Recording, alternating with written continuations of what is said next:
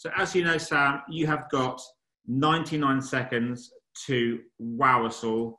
99 seconds. Can you hear me? Everyone listening, watching, the Q&A button, bottom of the screen, ask Sam some hard questions. Sam, over to you. 99 seconds starts now. So there's an awful lot of talk about crisis, but I think it sells short the notion that we're actually in a crisis, in a crisis, in a crisis, in a crisis. I count 5, but you might count your own, because we can't forget the imminence of the hugest ever economic shuffle that's about to come around, nor can we forget that the looming election of a president that's going to define another aspects of a very serious conversation about racism. And of course, behind that, the new science reports that we're facing the first time we're going to have a summer without ice on the polar cap, which is why last week the doomsday clock got moved to 10 seconds to midnight, the closest it's ever been since it was created. And if that's in any way kind of unsettling, it's just to put it all into perspective, because more importantly than all of that, there isn't a plan that sits behind it. So I've been thinking a lot during this lockdown about who we might look to, because our current leadership have got the most narrow set of experience ever. 2 years is the longest tenure of anyone in the cabinet, and there are only 3 professions represented. So I've been thinking about uncertainty expertise, and I've been looking for people who've been schooled in uncertainty, who've really spent their lives in it. I've been speaking to prisoners, refugees, people who run startups in townships. I've been speaking to some of the most successful social enterprise runners in this country, but only people who've born there from lived experience, people who spent a lifetime as addicts or smugglers, and they managed to turn their life around and become Harley Street psychiatrists. And there's a couple of really clear lessons, some incredible ones about space and time, how we think and how we don't let ourselves think. There's some fantastic notions about plans and how they are the problem unless you have unfolding plans. There's a notion really of leaning into adversity and how all of us are so hardwired with a human threshold against shit that we can't stay near it. And if we can walk with that kind of fear, as all of these individual fascinating leaders who've all had this huge redemption and now such positive contributors.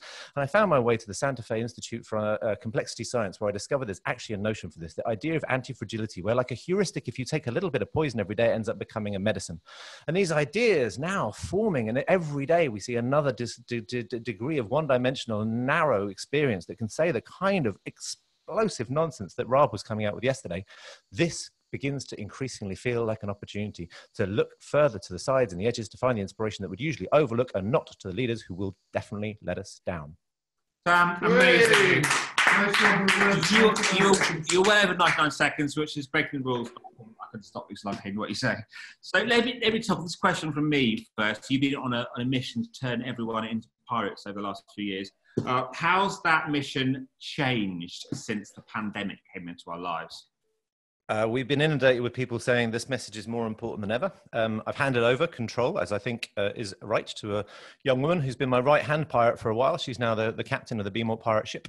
There's a regular open mutiny session taking place every 2 weeks, and there's people there from all walks of life, backgrounds, business organizations, entrepreneurs, and everything else, discussing the mutinies that they're bringing about in this moment of, let's not call it uncertainty, but of total opportunity. And a new book, a sequel called How to Be More Pirate, is going to be out in September, which is a synthesis of interviews of some of the most significant stories of rebellion that the book brought into the world.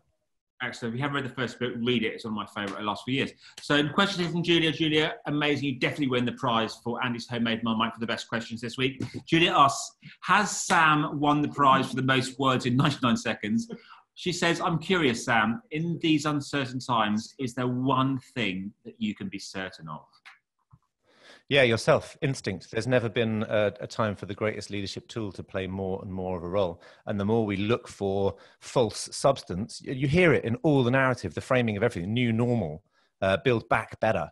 You're going to deny ourselves the opportunity to move forward. So gradually moving forward with confidence, never running in the fog, but relying on instinct. You know, there's not a person on this call for whom it is not the most powerful tool they've got, but in times like these we cling for the falsehoods of a normality that once was there and find it hard to stay in the scary place of opportunity. Amazing. I love the way you talk. Question here, anonymous attendee, again, very shy people out there. Re BLM, is there a right and wrong way to affect mutiny? Read BLM, I think the thing that we should all be like getting our notebooks out and watching is the level of organization. Since emerging as a hashtag, just like the civil rights movement did, they've been waiting for the right opportunity to organize. And just as George Floyd was, Rosa Parks was fully anticipated. It was guaranteed this was going to happen. And for the first time in our lifetime, you have got protests in every single state. You have peaceful protests everywhere. You've got systemic strategic ambitions, defund the police, that are so clearly made now, and there isn't a leader that can then be torn down, you've got the entire Democratic nominee cabinet on their knees saying yes, and states taking it seriously.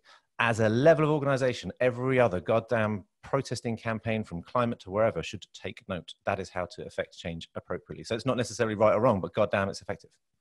I'm changing this question a little bit. Anonymous attendee asks, would a parrot help this government be more pirate and less shipwreck victims? But how, if you were looking at the government and you were their advisor, if you were Dominic Cummings, how could they be more pirate?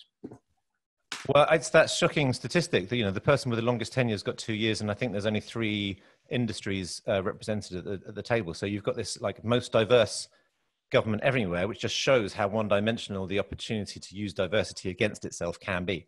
And in many ways, I've been asked that a lot, is Cummings a pirate? And it's cool to bring different thinking in. Certainly it was a pirate move, but in truth, he's just a twat. So the truth that I discovered about pirates was a level of accountability, was a level of responsibility, was a fight for fairness. And in my opinion, Cummings doesn't represent any of those. Well, certainly it would seem retrospectively the opinion of the law as well.